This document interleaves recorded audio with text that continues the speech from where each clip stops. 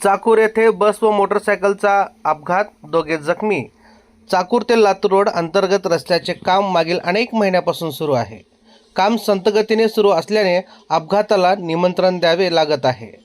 चाकूर व लातूर रोड दोन्ही ठिकाणचे बायपास बंद केल्यामुळे आता वाहन चालकांना बस स्थानकाकडे जाण्यासाठी मोठी कसरत करावी लागत आहे।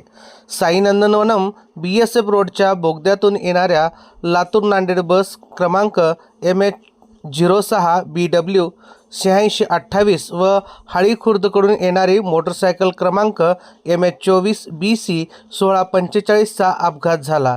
यात मोटरसायकलवरील दोघे जखमी झाले असून त्यांना चाकूर येथील प्राथमिक आरोग्य केंद्रामध्ये उपचारासाठी दाखल करण्यात आले आहे। बस चालकाच्या चुकीच्या दिशेने येण्यामुळे अपघात घडला असे प्रत्यक्षदर्शीतून चर्चिले जात आहे। Bureau report, Mahavarta news, Chakur, Latur.